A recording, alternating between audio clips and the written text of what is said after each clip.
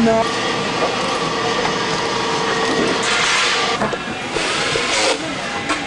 Con la pura mano ahí debe. Mira María.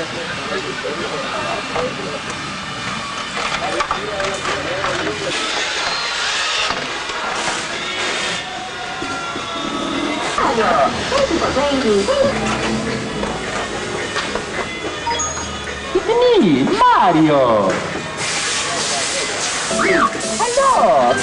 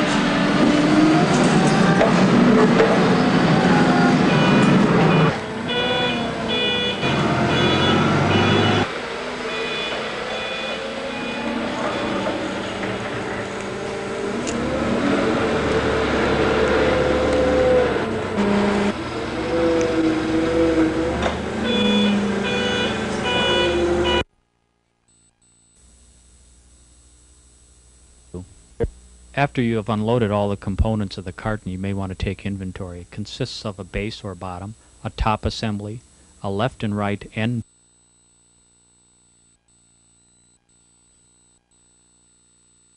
base or bottom, a top assembly, a left and right end panel, several divider rods, 2 different lengths, a hardware bag including a nut driver and Allen wrench. Use the small nut driver on this application. There'll also be a loose sliding shelf, 2 lengths of shelves, long and short, and glass doors. To assemble, the first operation will be to position the bottom and top sections and place the end panels against the top and bottom. You'll see how the threaded studs align with holes in the top and bottom section. You'll notice on the side panels there's a wood section along one edge. That will face toward the front.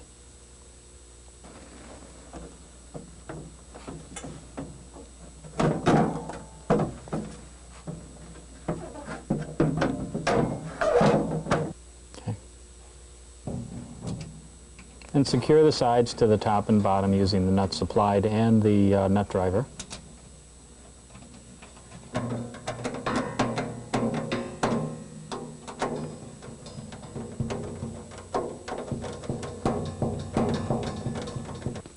Keep in mind when you're assembling this that the top piece will have the World of Nintendo header toward the front of the display, and on the bottom piece the door track should also face to the front. After you have one side panel secured, do the other side and attach with the nuts provided. After the sides are connected to the top and bottom, take the cabinet and put it against the gondola. The position of this should be as close to the cash register in the electronics department as possible, preferably on the short wall that is adjacent to the cash register. We've simulated that with this piece of pegboard here, and we'll show you the attachment of this frame, the cabinet, to the pegboard. The metal cabinet is secured to the pegboard with the use of a fastener called a permahook. We'll show you how that attaches right here. 4 sets of permahooks are provided with the cabinet, and each set will consist of 2 metal brackets that are silver, the Phillips head screw, and the black metal bracket. The permahook should be attached to the pegboard hole closest to the inside wall, one of the side walls of the cabinet. As you can see, we have the bracket with the hook to the top and the squared off bracket on the bottom. You swing the squared off bracket to a line in the middle hole and then place the black metal bracket. So the black bracket, when it's positioned over the 2 silver brackets and secured with the Phillips screw, actually clamps and holds the side of the display against the pegboard wall.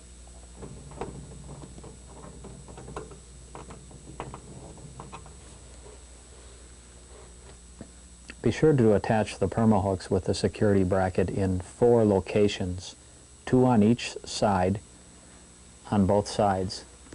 And also be sure to check that the side wall of the cabinet is squared away. You can align it with the holes in the pegboard. Be sure that they're parallel. When everything is completely squared away, be sure that the screws on these permahooks are completely tightened. Go. And install them into the cabinet. The holes in the shelves should be positioned so that the dimension from the hole to the edge is the short dimension when it's properly installed in the cabinet.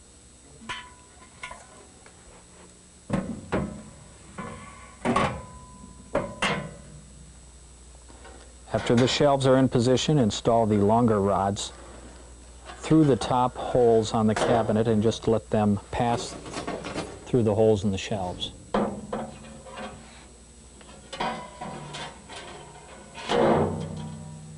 Then we're going to install the sliding cabinet. Note that on the top of this sliding cabinet there are some nylon glides. These need to be inserted into the track located on the underside of the cabinet. A track that's positioned on the inside of the cabinet. And then the bottom engages the lower track. There are some railroad type wheels, or bearings, on the bottom of this sliding cabinet, and they will be inserted directly into this riding track. Check to be sure that it's properly engaged by sliding the cabinet back and forth to be sure that it moves freely.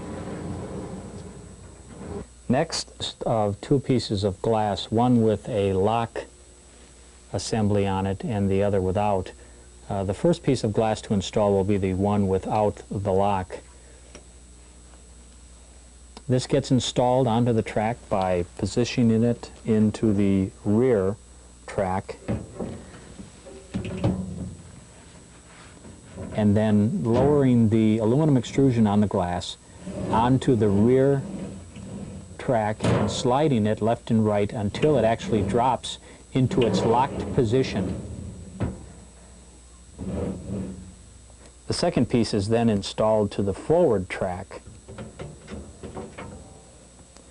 Again, lift it up and onto the track, slide it back and forth until the aluminum shoe actually drops into its locked position. You'll be able to test for this by trying to pull up on the glass. you'll see that it will not disengage from the track. After the cabinet is completely loaded, you will need to lock it. The lock assembly consists of a key that has a removable insert. That will be inserted into the keyway. A quarter turn will release the key insert, which will remain in the keyway. To remove the insert, you insert the tip of the key into the lock keyway. Give it a quarter turn in the opposite direction and remove the entire assembly. That completes the assembly of the 18GW. When you stack the game packs on their ends, you'll find that you'll be able to store over 400 game titles in combinations of Super NES, Game Boy, and NES.